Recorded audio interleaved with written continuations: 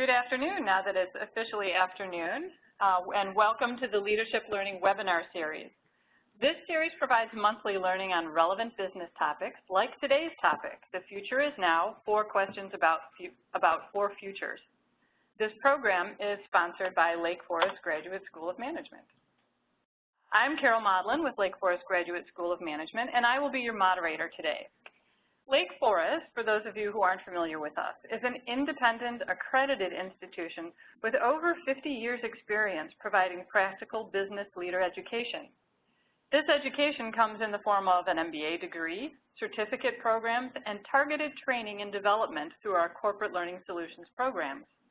Corporate Learning Solutions specializes in developing corporate managers and leaders by combining relevant content with expertise of our business leader faculty to provide customized training, consultation, coaching, and organizational development services to our corporate clients. We are grateful to the sponsorship and generosity of our client and longtime supporter of the school, Trustmark and the Trustmark Foundation. Trustmark provides access to a full spectrum of flexible benefit solutions, including health plan administration for self-funded employer groups, payroll-deducted voluntary products, group medical benefits, and health and fitness management programs. We are able to bring this webinar to you on a complimentary basis as a result of Trustmark's support. Before we move into today's program, I'd like to take a moment to go over how we will interact today. During the program, you will be invited to participate using the annotation tools and the emoticons, which are located over in this area of your screen. Specifically, you will be using the check mark, which is up here where I've circled in the left corner. You can find it by using the drop down right here next to the box. Emoticons are found over on the right side of your screen. If you have questions or comments during the program, please submit those through the chat feature, which is down here. And if you chat a question or a comment, please be sure to use the drop-down, which is on this far side of the drop-down box, and select all participants before submitting it. Comments and questions will be addressed at the end of the program. Please be sure that you are muted and that your video is off for the entire program. That will help us avoid any unnecessary distractions during the program. Okay, so let's take a little test. And I do see one video on, so if you have your video on, please be sure that it is turned off. We are going to take a test drive, so if you can hear me clearly and you're ready to go, please click on the emoticon, the little hand, to raise your hand. Okay, I see some hands coming up. So we must be having some good audio. Fantastic. Okay, and I am seeing some more video coming on, so please double check your computer and make sure that your video is off.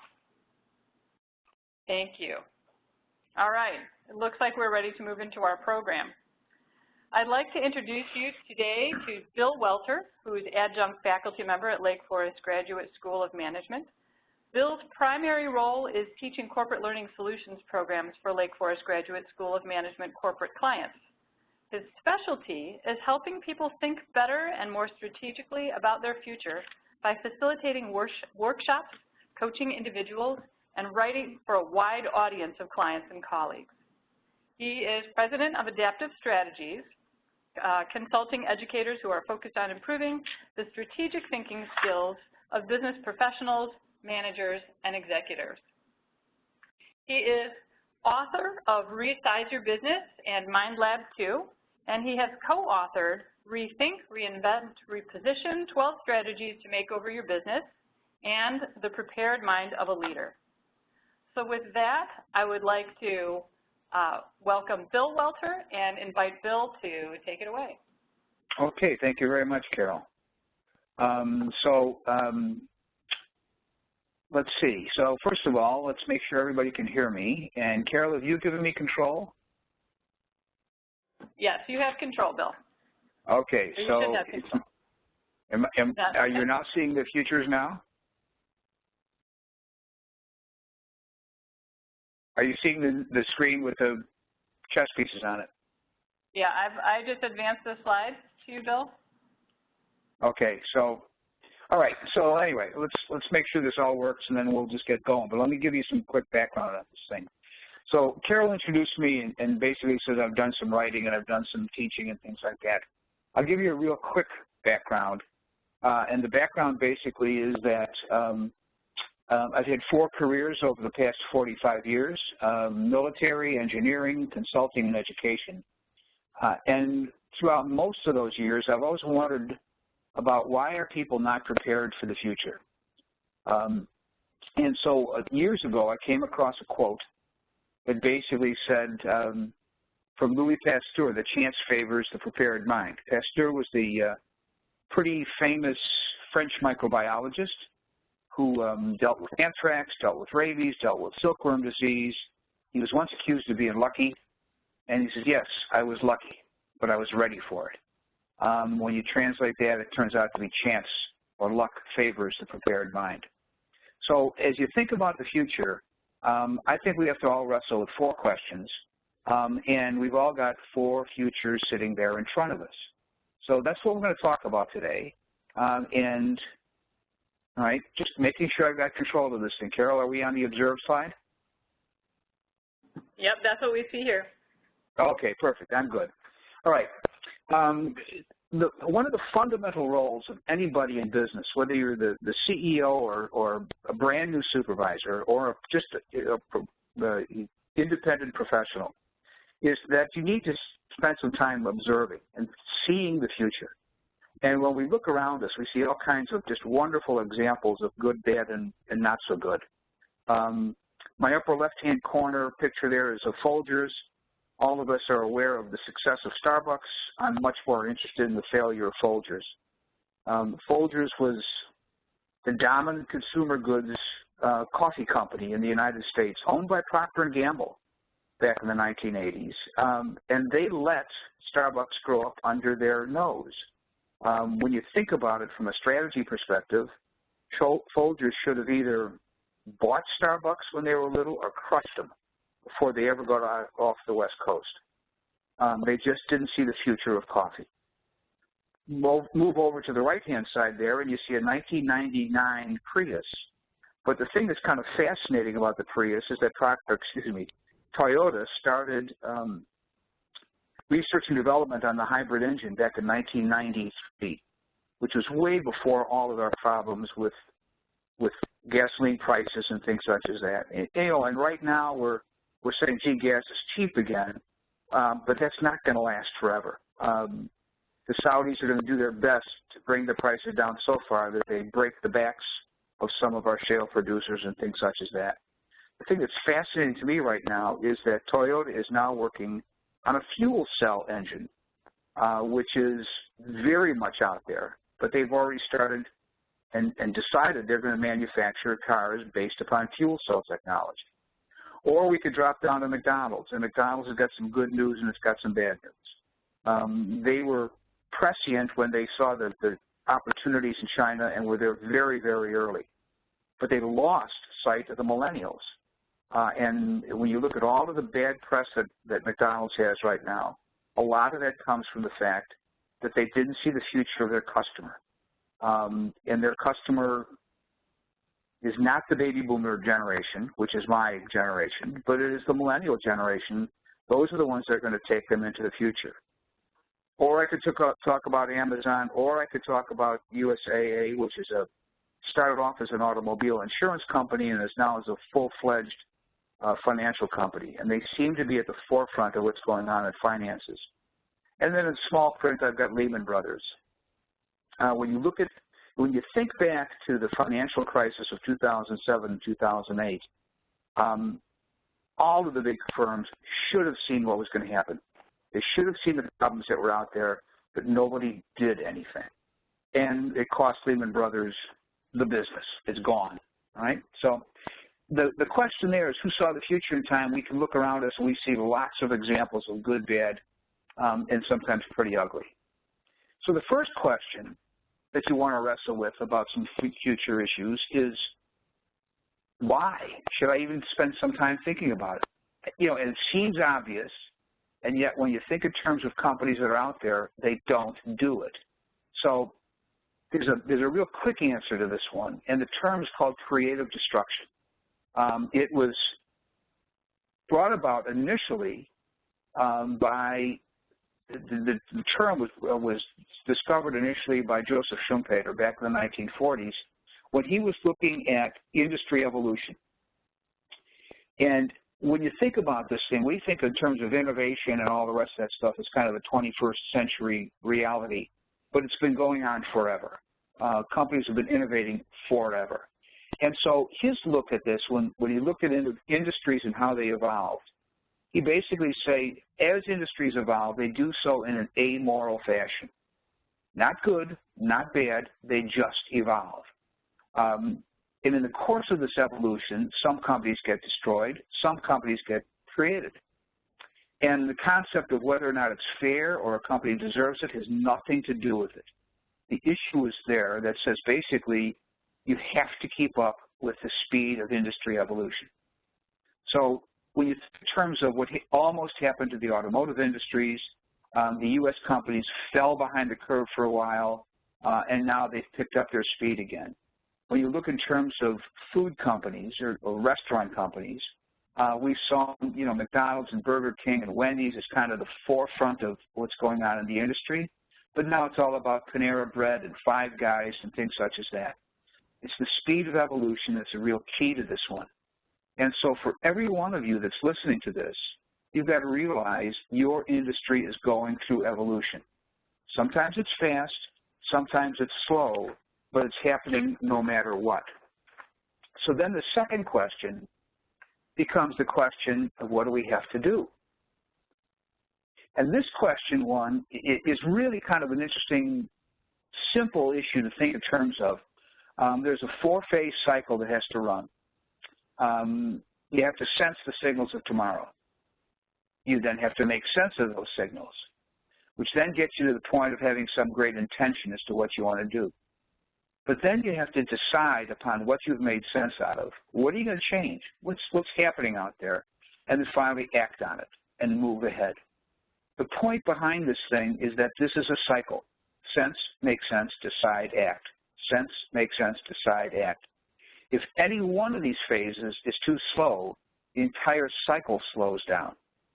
So when you think in terms of this, you got to say to yourself, well, how fast is my industry evolving? And I've been doing presentations and speeches on this stuff since the first book came out back in 2006. I've done presentations and workshops in Europe and in South America and in China and other places. I've never had anybody tell me that my industry is slowing down. Everybody seems to feel that their industry is speeding up a bit. So as you think about this, think in terms of what it is that you're going to have to do to keep at least on pace with the evolution of your industry. And for those of you who are sitting out there and saying, well, wait a minute, I'm not the CEO. That's the boss's job. Use the same cycle and think in terms of your career. Your career is going through changes all the time. And the pitch that I make, and so, I'm an official old guy. And so I went to engineering school after I got out of the military. But I just could tell people, when I look back at my engineering skills, I am just a great Fortran programmer. Now, there's probably some people on this webinar that don't even know what Fortran is because it's such an obsolete programming language. If I had held on to the Fortran programming skills, I would just be way behind the curve, all right? So whether it's your company or whether it's your career, think in terms of the cycle. Sense what's going on, make sense of what's going on, decide on a course of action, and do something about it. This particular webinar is kind of focused on that upper left-hand corner, sensing the signals of tomorrow. So that's where we're going to go with this thing for a little bit. But before we go there, I got a question for you, and this is where I got to make sure that you're not all falling asleep and paying attention to me. So at this point in time, Carol had showed you how to use the pull-down menu to get a check mark. What I'd like you to do at this point is look at this four-phase cycle of sense, make sense, decide, and act. and put a check mark as to where you think your company is strong, and then put a check mark where you think your company needs to improve. And while you're doing check marks and marking things up on the screen, I'm going to drink a little bit of coffee. So I'm going to shut up for about 60 seconds here.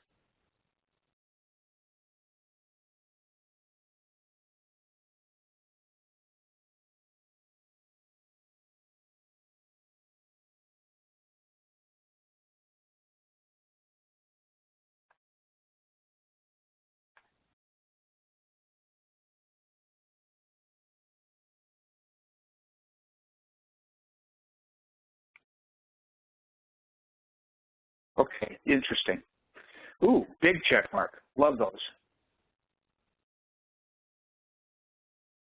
All right, so we've this is a gorgeous picture. I would just have to say for all the people that are on this webinar, we've got strengths across the board, and we've got need for improvement across the board.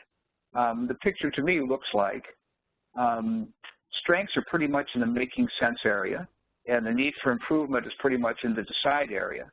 But the sensing portion of this thing is both. It's a strength and it's an improvement for us.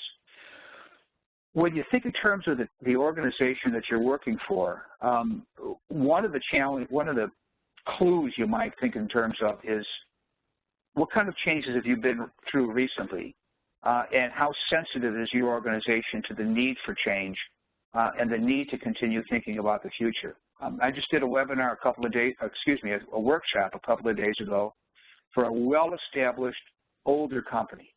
And the problem with successful older companies is that they tend to take their eyes off the future. They get so comfortable with doing what they've been doing that sensing turns out to be something that generally needs some improvement. So looking at this thing, Carol will have to keep a track of this thing because we're probably going to have to do some webinar one of these days on the deciding function of this deciding phase of the cycle. So anyway, that's kind of the big picture. Why do we have to think about the future? Because the future's changing. How do we go about doing this thing that's really an issue of thinking in terms of a four-phase cycle? Sense, make sense, decide, act. And you have no choice but to be reasonably good at all of them and move that cycle at the speed with which your company is moving.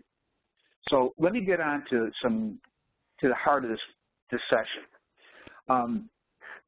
Peter Drucker was the grand old man of management thinking. And he hung around until he was in his 90s, and at one point in time was still considered in his 90s as one of the youngest thinkers around. And his piece there, he's talked in terms of decisions only exist in the present. The question is not what we should do tomorrow, but is what do we have to do today to be ready for an unknown tomorrow? Now, as smart as Drucker was, I have to really say, is the future really unknown to us? That's really one of the questions that I've been wrestling with for quite some time. So let me talk to you about 4 futures and 3 things that you've got to do about these different futures. All right?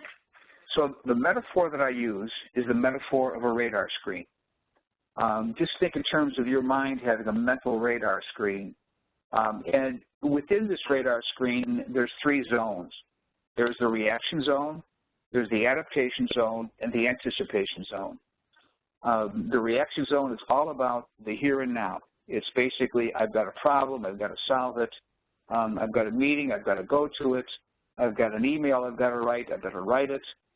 It's all the stuff you're doing here and now. Adapting gets us a little bit further out and basically says, let's look at all of the trends that are out there.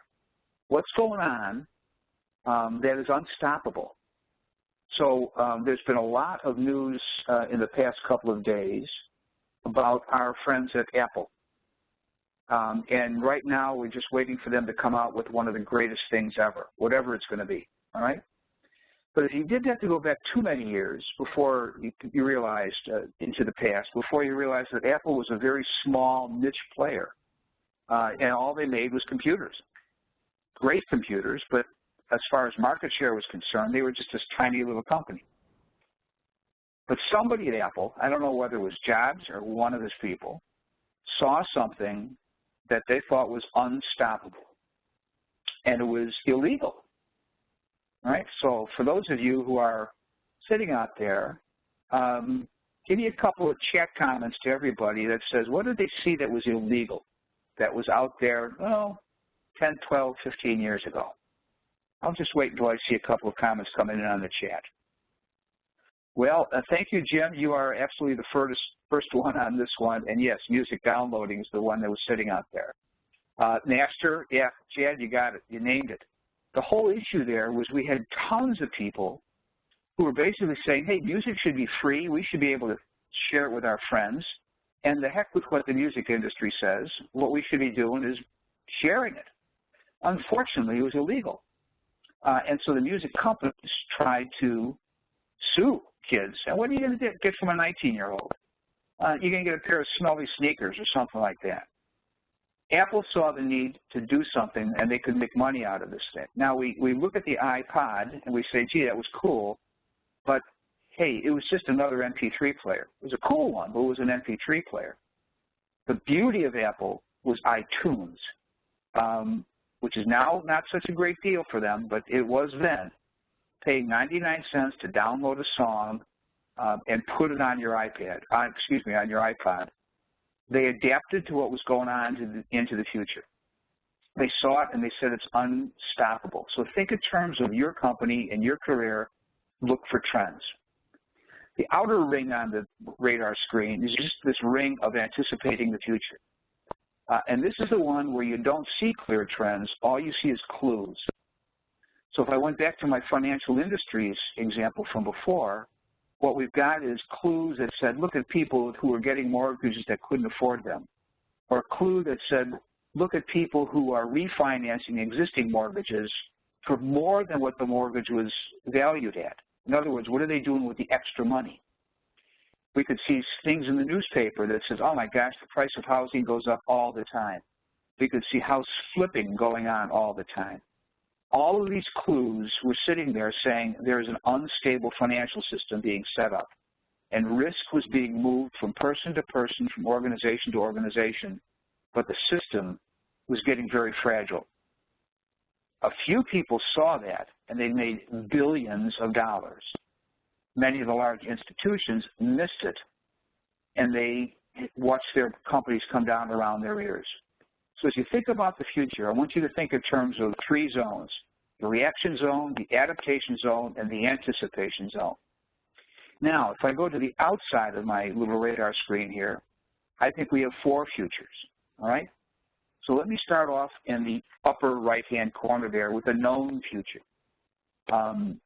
This is really all about demographics and existing cycles, all right? So I told you that I'm an official old guy, and so I'm really in tune with what's going on with the boomer generation. And if we look back not too many years ago, Harley Davidson made a ton of money by looking at boomers and saying, you know what, when these men and women were younger, they wanted to own a hog. And moms slapped them silly. And then they woke up in their 40s and they said, we don't have to ask mom anymore. And so Harvey basically put their money in front of the boomer generation. Generational issues are absolutely known. We can see what's going on if we keep our eyes open to them. And so that's a piece that's sitting out there. Demographics and existing cycles are sitting out there for us to just get a hold of. So it's a known future. Right now we've got, you know, the generations have been named all along. So we had boomers, we have Xers, we have millennials. The current generation is basically being referred to as the Z generation. And they're a little bit different again than the millennials. And so we know that they're kids now, but in 10 years from now, they're going to be aging teenagers, and beyond that, they're going to be in the prime of their work careers. Get ready for them. Lower right, hazy future. This is the whole world of sales forecasts and some trends. When we think of doing this, we think in terms of, you know, for those of you who are in sales or in any kind of a marketing function, you know darn well when somebody says, give me the forecast, you're making up a number, and it's got a range to it. So anything that deals with guesses about the future tend to be a little bit on the hazy side. Moving over to the lower left, and Carol, if you'll do that again, that'd be wonderful if you make my markers for me. Wonderful, thank you. See, it's great to have people. I love this. When you think in terms of an either-or future, basically this is an awful lot of things like standards and legislation. So if I went back to the 1980s, to the Consumer Electronics Show, and I remember walking around looking at the Microsoft booth, Microsoft didn't know where operating systems were going to go. So in one corner of their booth, they were demonstrating this brand new thing called Windows. But in another corner of their booth, they were showing this wonderful thing, this tried and true thing called DOS operating system. And in another corner of their booth, they had Unix. And in another corner of their booth, they were demonstrating IBM's PS2 operating system. In that case, Microsoft knew that the operating systems were going to change. They didn't know which one was going to take off. They were hoping it was going to be Windows, but they weren't sure, so they placed their bets in all four corners. Either-or kinds of issues are, we know something's going to change, but we're not quite sure where it's going to go. Could be standards or it could be legislation, and I'll give you some examples in just a minute. Finally, in the upper left-hand corner, we've got bolts from the blue. This is the stuff that is truly unknowable or is unthinkable. It's stuff that we don't want to realize. So I've got a good friend of mine who just moved his business out to California. And I said, hey, Mark, what about earthquakes? And he said, nah, they're not going to happen in my lifetime. Now, the interesting thing is that yesterday, the U.S. Geological Survey basically changed their prediction of a major earthquake in California from 4.7% in the next 30 years to 7.5% in the next 30 years. And essentially, they doubled what they think is going to be the possibility of an occurrence. Now, it's still tiny. My friend is treating it as that it's not going to happen, but if it does happen, it will be an absolute bolt from the blue from them. So there's the three kinds of things you can do. You can react to things, you can adapt to things, you can anticipate things. And then we all are faced with four futures. We have a known future that's sitting out there, we have a hazy future that's sitting out there, either or, and bolt from the blue. So before we go any further, I want you to do a little bit more work and tell me this. So again, check mark or whatever kind of mark you want to put there.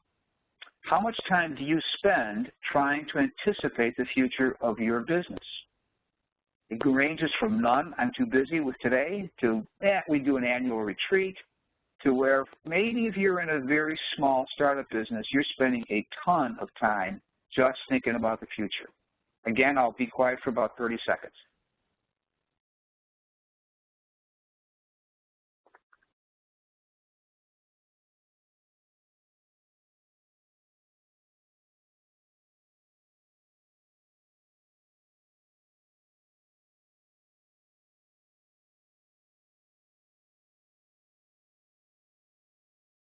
Okay, nice spread. I will tell you that I'm very pleased with the few check marks that are in the none, I'm too busy dealing with today portion of the screen. Well, the green check mark is covered. Somebody just erased it. Okay.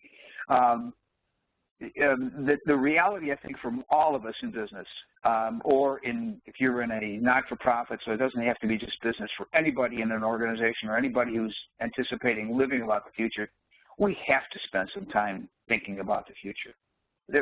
We have no choice but to do this thing. So whether you're doing it on an ad hoc basis or you're doing it on a scheduled basis, find time to do it.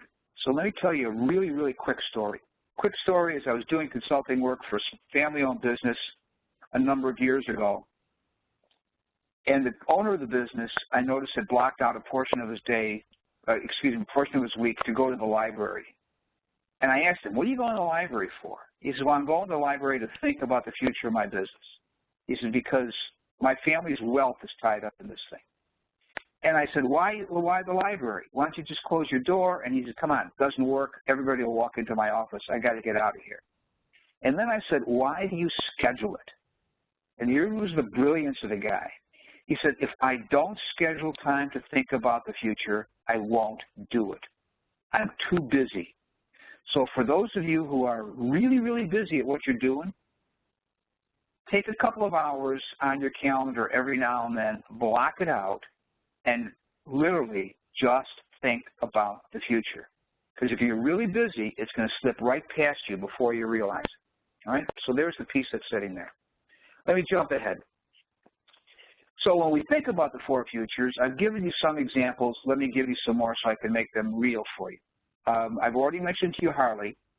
Harley Davidson was the one that was sitting out there that saw what was going on with boomers in their 40s and said, man, if we make a bike that appeals to them, we can really move ahead. And when you think about Harley, they sold more than just bikes. They were selling a lifestyle, right? And they were selling clothing, and they were selling coffee mugs, and they were selling anything that was orange, black, and leather at some point in time. But they knew there was a generation that wanted to be associated with Harley Davidson. I've already talked about Apple, so I'm not going to go to that one another one. The flip side of this, though, is think in terms of Barbie, McDonald's, and Coke.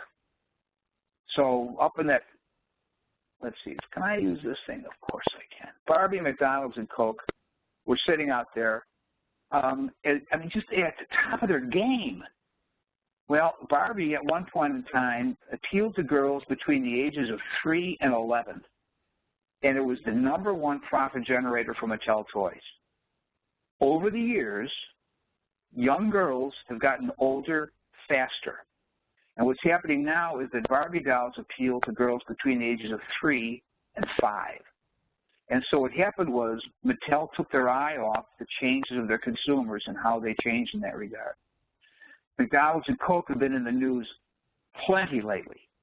And one of the challenges for them is that they're missing the millennial generation's view of what they want as far as fresh and what they want as far as what they consider to be healthy. Although if you go to Subway and you put on all the mayonnaise and oil and stuff like that, it's worse than a Big Mac to begin with, but that's okay. And Coke suddenly has come to the realization like, oh my gosh, there's a whole generation that thinks that sugar is evil. And so they're hurting on that one. There should have been a known future for them, and they didn't pay attention to it. So what do? Watch for demographics carefully and watch for emerging trends that are sitting out there. Let me take you to Kodak for a second. Carol, I've finally figured out how to use that doggone marker. Kodak is sitting out there, and when you think in terms of Kodak, we think in terms of what happened to them, well, we say, oh my gosh, it was the digital cameras that hurt them. The problem is that Kodak invented the digital camera. Their miss on their hazy future was they assumed that film was going to last about 3 years longer than it did. And so they missed, and in 3 years, when you think in terms of the money generated by film during the great days, massive amounts of revenue just went out the window for them. So Coke was a company that saw the future, but didn't see how fast it was coming. I'm back to my cycle speed again. I've already talked about Prius.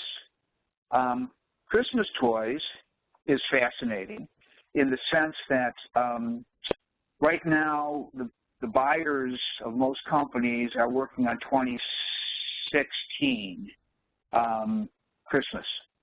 So when you think in terms of the whole issue of what's going to be hot, you've got about an 18-month lead time on things such as that. Maybe they make it and maybe they don't, but if they're paying attention to their consumers, they'll see it a little bit better.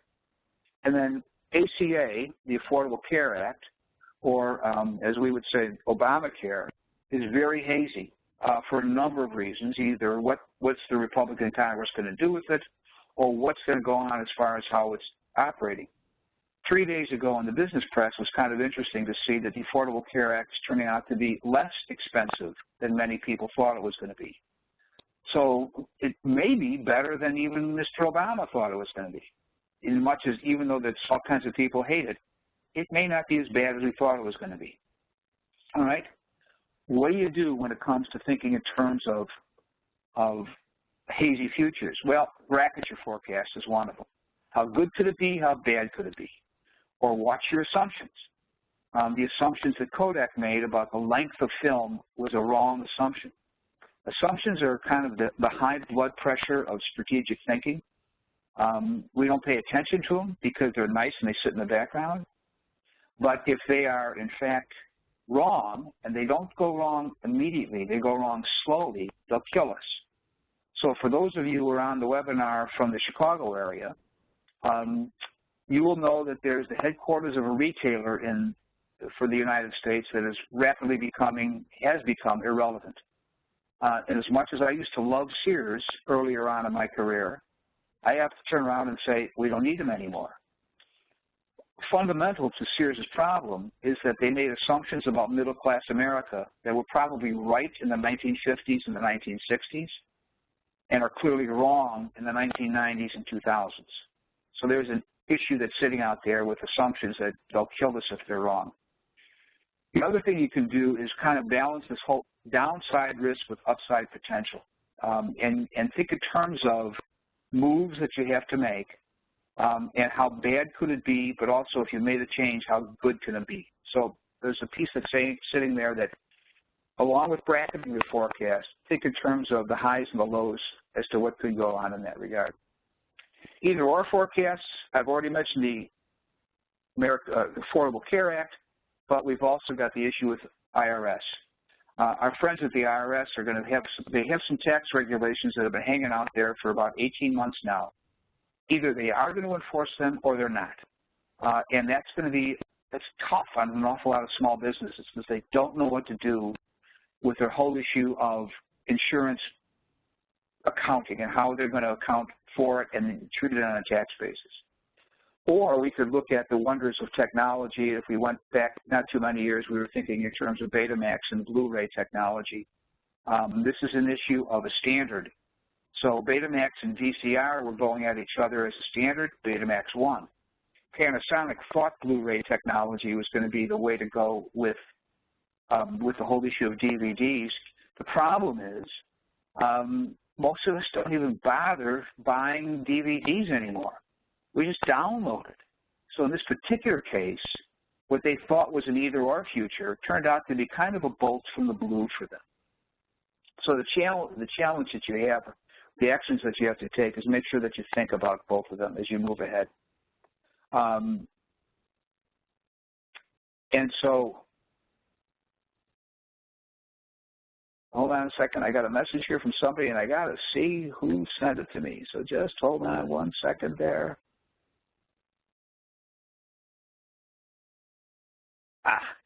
Well, anyway, I think, Carol, are you seeing what I've got on the screen? Is everything working for you? Everything seems to be working for me. I've got the picture of thinking about your four futures slide with some of the highlighting on it. Okay, we're good. So I was just looking at the message there, and I wasn't quite sure as to what I was seeing in that message. So, okay, let me go back. So going back to this thing again, bolt from the blue. My bolt from the blue world is kind of an interesting world when I think in terms of a couple things that happened to us. Ooh, that got really skinny. Okay, well, I'll just make it broader. When we think in terms of the whole issue of 9/11, we weren't ready for it. We should have been seeing something that was out there. We were thinking in terms of security as far as somebody stealing an airline. So the entire defense for the United States had a certain sense of what could happen. Using an airline as a missile was an absolute bolt from the blue for an awful lot of people for U.S. security. And finally, USA and Ebola is my issue. That's the last one that's sitting out there. And when we think about that, we have to think in terms of, we've always thought Ebola was simply an African disease that we would have to worry about. Unfortunately, it's a disease that can travel at the speed of an airplane. And so when it did come back to the United States, people came back to Dallas, and they went into the hospital was just unprepared to deal with them. It was a bolt from the blue because it was not truly new, but it was unthinkable that it would happen here in the United States. The actions you need to take is every now and then you've got to spend some time thinking about failure. So for those of you on the webinar who kind of are in the world of strategic planning, let me tell you, every now and then sit back and say to yourself, what could go wrong with my plan? Where could I get hurt on this thing? How could it fail? And, excuse me, and the last piece that's sitting on there is to use your imagination. We all had great imaginations as young kids, but we've lost it over the years because we've had a love affair with Excel spreadsheets. So every now and then, I just want to get older people, when I say older, I mean anybody older than 10, to open up their mind and let their imagination run again for a while. So what we need in business these days is a great imagination to get on into the future. Okay. So some of the challenges on those 4 futures. The known futures, we ignore slow change, which hurts us on a pretty regular basis. Change comes upon us faster than we are anticipating. So my preventive action, I think, in you is every now and then sit down with your team and get your team to write, literally write out the assumptions you're making about the project you're working on or the product that you have or your business future. Document those assumptions and revisit them every once in a while. What you'll see is that some of them are going bad on you slowly, all right? The easiest tool is just an assumptions checklist. Document them and revisit them every 6 months, every year, something like that. Hazy futures, the challenge is we fail to bracket the highs and the lows. And I think the piece there is just sitting back and doing some sensitivity analysis that says, if it gets this bad, what would it look like? If it got this good, what would it look like? And plot it out as far as your business model is concerned. Either or futures, we tend to get paralyzed. I did some work a number of years ago with a company that was thinking in terms of the future of intraocular lenses. That's the little pieces of plastic that get stuck in your eyes when you have cataract surgery. And they didn't know whether it was going to be a standard or they're going to stay with customized lenses. And the company was absolutely frozen as to what they were going to do. What we ended up doing was simply basically saying the fact that we don't know is information. Well, let's do some contingency planning for either one of them, and let's get the factory set up to be as agile as possible so that when the industry swings one way or the other, we're ready to move as quickly as we can. Somebody is disagreeing with me. I pointed out disagreement. Ebola was not a bolt from the blue. Oh, yeah. Yeah, the Army did plan for it. The missionaries knew about it. And part of the problem, though, was that within the borders of the United States, some of the hospitals just weren't ready for it. So thank you, Charlene, for that clarification. I do appreciate that. All right, so last one, bolt from the blue. This is a change of mindset. Too many of us say, when I see it, I'll believe it. And I think more of us need to put in place a mindset that says, what if? And just we're back again to my piece for the imagination that's sitting out there. So those are the 3 kinds of futures. Those are the 4 kinds of things that you can do with them. And let me get you involved again for a minute here. And it's this one. So when you look at your company or your organization, what are the challenges you've witnessed at your company? Are they slow? Do they fail to bracket the highs and lows? Do they get paralyzed by industry change? Or do they have a mindset of, I see it, when I see it, I'll believe it? Interesting. Okay. Keep going, please. I need a few more.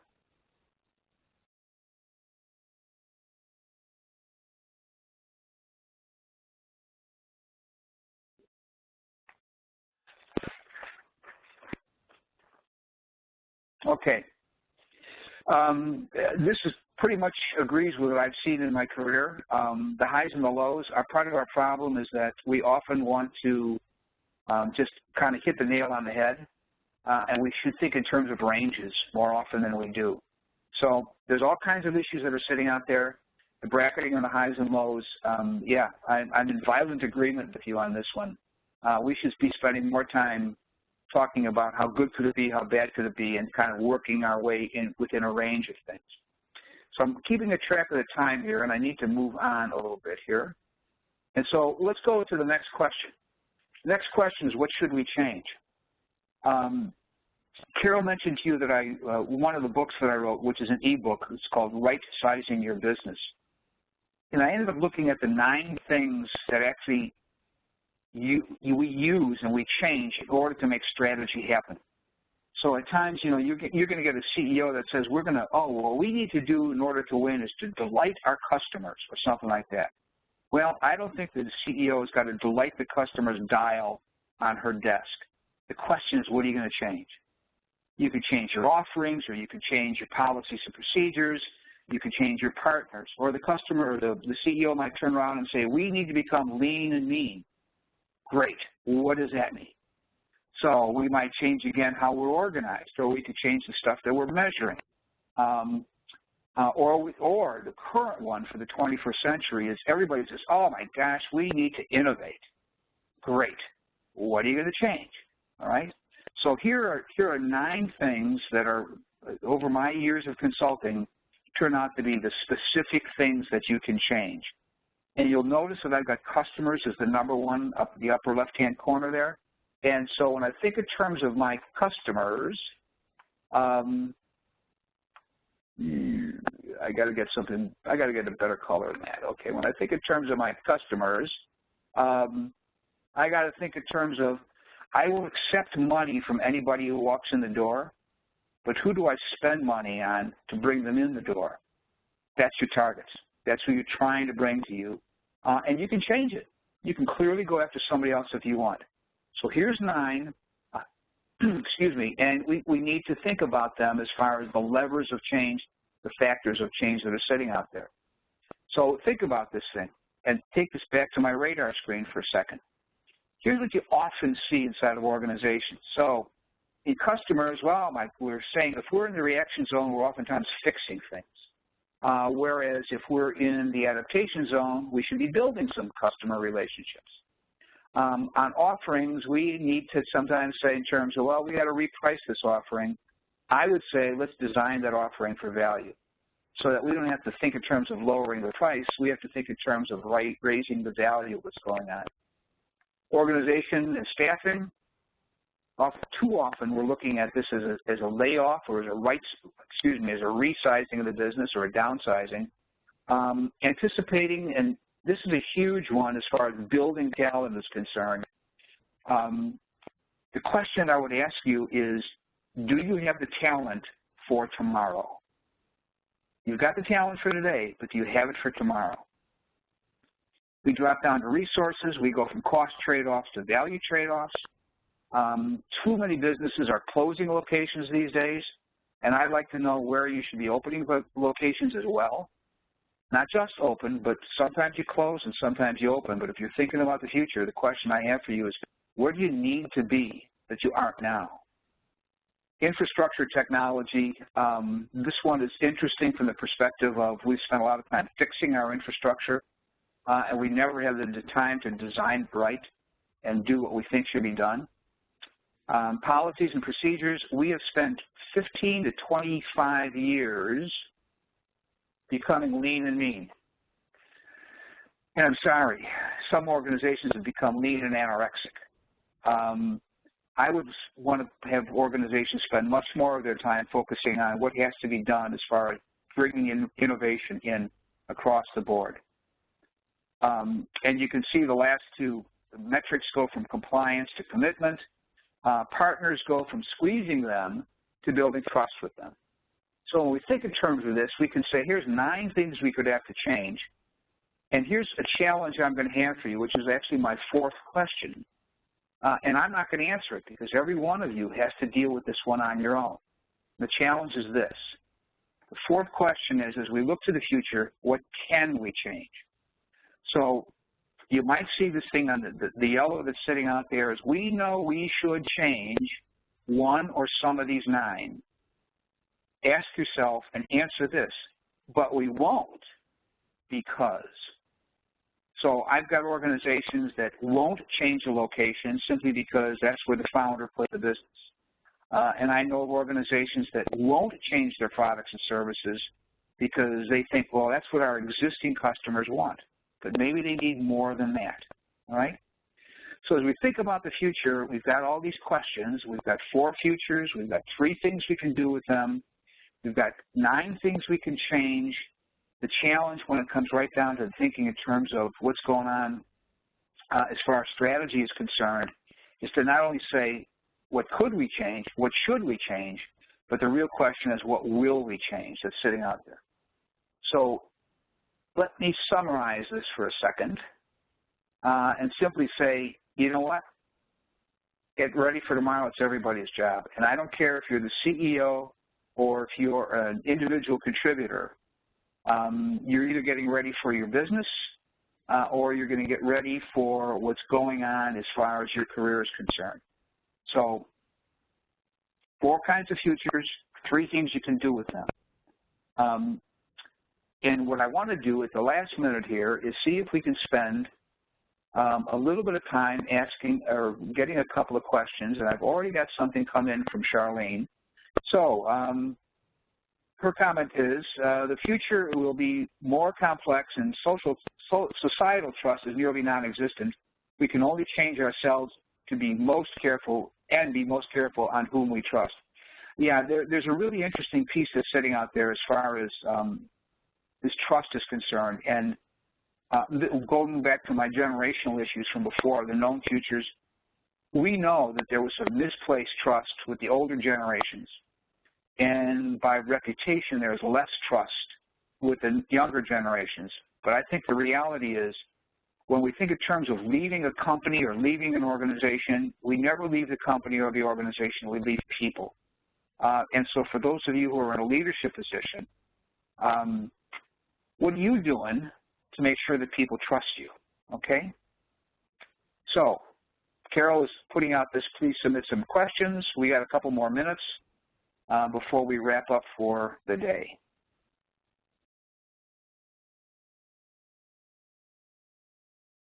And please remember, when you are submitting your questions using the chat box, to make sure that the drop-down shows all participants as the recipient of your chat. So Bruce comes out with this question of what portion of our budget we allocate to strategy, how might we respond? You've given a few framers within that strategy budget. What are the few biggies we should prioritize? Oh Lord, you know what? I would prioritize. So if I go back to my 9 pieces, because I don't know what your strategy is going to be, whether it's cost reduction or whether it's going to be innovation or things like that, I would really take a look at the metrics that you use to measure your success. As companies change, they tend to fall behind on changing the metrics that are sitting out there. And the metrics will get you what you've always gotten if you don't change them. I don't know if that's clear to you, but basically the Hawthorne effect is alive and well in the 21st century. Chuck throws out, can trust be taught or learned? Wow, I think you can teach the need for trust, but I think one of those pieces that's sitting out there it's really an issue of who you are as a person. And we can learn to trust, but we've got to experience it. It can't be just somebody telling us to do it.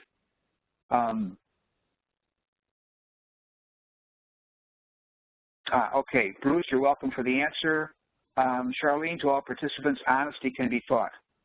Well, I will say honesty can be taught as far as conceptual is concerned, or the need for it is concerned. But again, it's going to be how you've been treated, I think, in an awful lot of cases. And also how you, and the responses that you get when you are honest with people. I'm a huge believer in honesty. Man, it's just something that's sitting out there it's just hard to bring about. Because I would say, if it could be taught, Wall Street would be a much nicer place than it is today. So people know it, but they don't always do it. Bruce, to all participants, bold to take risk. Yeah, risk is something that's one of those things that sometimes it's hard to take a risk. But think in terms of my glib answer is, it's only a job, so go have some fun. Hey, Bill, We have another question here from Chad. He chatted in, what is the driving force behind creative destruction, and how can a business act at that level? Oh, the driving force behind creative destruction is just all of us working together to do the best for our organizations, but we slowly change an entire industry. So I don't think there is one force. I think it is this whole ecosystem that tends to morph. You know, so here would be my question to you. So I'm an official old guy. I'm 68 years old. I don't remember getting old because it happened a day at a time. Your industry is going to change a day at a time, and there's going to be all kinds of pieces that are sitting out there. I want to get to Philip here real quick. He was at Kodak during the change and conducted the development of scenarios within and outside the company. The actual was the fastest substitution. However, the head of the film and paper who made the highest profit did not want digital and held digital. Yeah, that's a metric issue. So when you think in terms of the wonderful success of Kodak and the fact that Kodak was just making tons of money on a mature product, and they had done all the capitalization of the equipment that they needed, you don't want to give up those profits. And that one is yeah, Philip, you hit the nail on the head with that. Well, of course, you were there. You know. All right. So let's see. Is there anything else that's sitting out there? Or Carol, do you want to take over at this point? Yeah, I don't see any other questions coming in. So why don't we call it a day? So I'd like to say thank you to Bill and to all of you who joined in today. We hope you've enjoyed today's program. And also thanks to Trustmark for their support of this program. The Leadership Learning webinar series, of which this program is a part, is an extension of our business management education, which is also part of our Leader MBA program, the IMBA virtual scenario-based program, and corporate learning solutions. And this program was made possible to you today by our sponsor, the Trustmark Foundation. Again, our deepest thanks for their support. To all participants, we value your feedback. You will be receiving a link to a survey in a little while via email from Natalie Corrado. Please take the time to complete it. We use your comments and information from these surveys to continually improve our sessions. You will also receive a link in that email to today's recorded session. And as I said, that will be coming from Natalie Corrado later today. So with that, I would like to end this session and wish you all a very productive rest of your day. Thank you.